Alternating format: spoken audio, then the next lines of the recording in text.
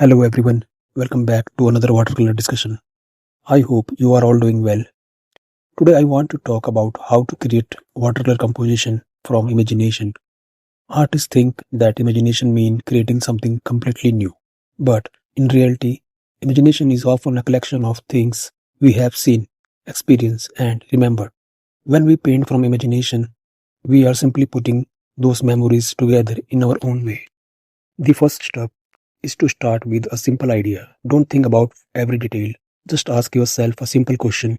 What feeling do I want to show? Maybe you want to show peace, adventure, loneliness, happiness, or mystery. The feeling is more important than the object in the painting.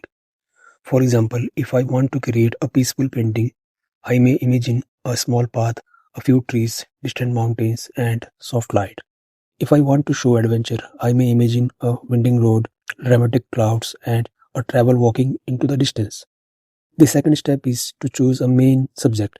Every good composition needs a center of interest. That's called focal point. It is the place where you want the viewer's eyes to go first. It could be a cottage, a boat, a waterfall, a tree, a temple, or even a person. Once you choose the main subject, place it carefully. Try not to put it exactly in the center of the paper every time. Moving it slightly to one side often create a more interesting composition. The third step is to think about shapes before painting. Look at the big shape, large shape create the structure of the painting. A mountain can be one shape, a group of trees can be another shape. A river can create a beautiful flowing shape that guide the viewer eye through the painting. The fourth step is to create a path for the viewer's eyes. Road, rivers, shadows, and lines in the landscape can lead the eye toward the main subject. This makes the composition stronger and more enjoyable to look at. The fifth step is to simplify. Many artists try to add too many things, but a strong composition often contains only a few important elements. If something does not help the story, it can be removed. Simplicity creates clarity. Another useful tip is to use memories from nature. When you visit a village, a forest, a mountain, or a river, observe carefully. Notice the light, the colors, and the atmosphere. Later, when you paint from imagination, these memories will help you create meaningful scenes. I also like to make small thumbnail sketches before starting a painting. These are quick and simple drawings.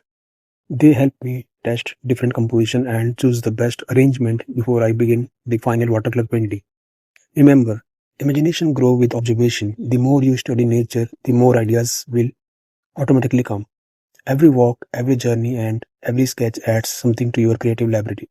Most important, do not be afraid to experiment. Not every composition will be perfect, and that is completely fine. Every painting teaches something. Sometimes our best ideas come from trying something new. In watercolor, composition is like the foundation of a house. Beautiful colors and technique are important, but a strong composition gives the painting balance, direction, and meaning. So, whenever you paint from imagination, start with a feeling, choose a main subject, arrange the big shape, guide the viewer's eye, and keep things simple. Thank you for listening. I hope these ideas help you create more confident and creative watercolor painting from your imagination. If you have any question, please feel free to leave them in the comments. Happy painting.